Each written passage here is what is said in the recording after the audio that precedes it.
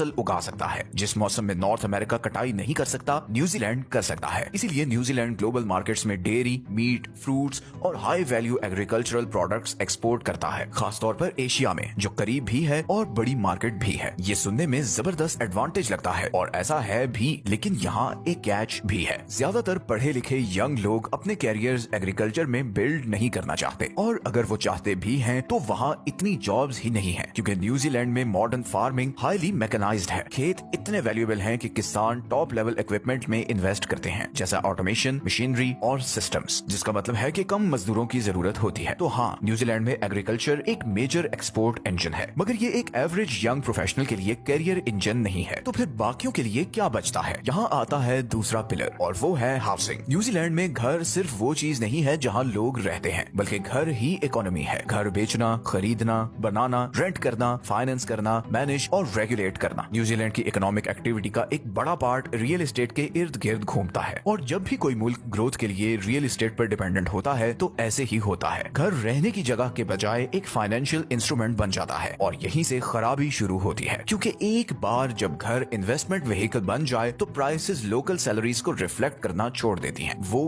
Global capital को reflect करना शुरू कर देती हैं। ये बिलीफ बन जाता है कि प्राइसेस हमेशा ऊपर ही जाएंगी। यही वजह है कि न्यूजीलैंड में कम आबादी होने के बावजूद दुनिया की सबसे अनअफोर्डेबल रियल एस्टेट है। ये चीज सुनने में तो अजीब लगती है, क्योंकि न्यूजीलैंड में तो आपको हर तरफ खुली जमीन और ओपन स्पेस नजर आती है। तो फिर घर इतने महंगे क्यों हैं? इसकी वजह यह है कि जमीन अकेली चीज नहीं है जो मैटर करती है। लोकेशन, इंफ्रास्ट्रक्चर और कंस्ट्रक्शन कॉस्ट भी मैटर करती है, और न्यूजीलैंड में कंस्ट्रक्शन बहुत ज्यादा महंगी है। मटेरियल्स एक्सपेंसिव हैं क्योंकि उन्हें इंपोर्ट करना पड़ता है। लेबर एक्सपेंसिव है क्योंकि वर्कफोर्स छोटी है, और रेगुलेशन सख्त हैं क्योंकि एक छोटे मुल्क में बिल्डिंग को कंट्रोल करना आसान होता है। तो अगर जमीन अवेलेबल भी हो, उस पर घर बनाना बहुत महंगा काम है, और यही चीज यंग न्यूजीलैंडर्स पर पहला प्रेशर बन जाती है। वो होम ओनरशिप को देखते हैं और रियलाइज करते हैं कि ये अब उनका गोल नहीं रहा, ये तो अब बस एक फैंटेसी है। लेकिन यहाँ पर एक बड़ी इंटरेस्टिंग चीज भी हो रही है। अगर हाउसिंग इतनी ही एक्सपेंसिव है तो कीवीज ऑस्ट्रेलिया क्यों जाते हैं? ऑस्ट्रेलिया भी तो एक्सपेंसिव है। सिडनी और मेलबर्न बहुत महंगे हैं, तो वो क्यों वहाँ जाते हैं? इसका जवाब हाउसिंग नहीं है, इसका जवाब है अपॉर्चुनिटी। न्यूजीलैंड एक छोटी सी इकोनॉमी है, और स्मॉल इकोनॉमीज की एक ब्रूटल रियलिटी होती है, उनके पास इनफ हाई एंड जॉब्स नहीं होती। अगर आप किसी स्पेशलाइज्ड फील्ड में काम करना चाहते हैं तो आपको एम्प्लॉय करने वाली कंपनीज की तादाद बहुत लिमिटेड होगी। अगर आप कॉर्पोरेट लैडर्स क्लाइंब करना चाहते हैं तो यहाँ मौका बहुत कम होगा। अगर आप बिग टेक में काम करना चाहते हैं तो ऑकलैंड में कोई सिलिकॉन वैली नहीं है। अगर आप ग्लोबल फाइनेंस में काम करना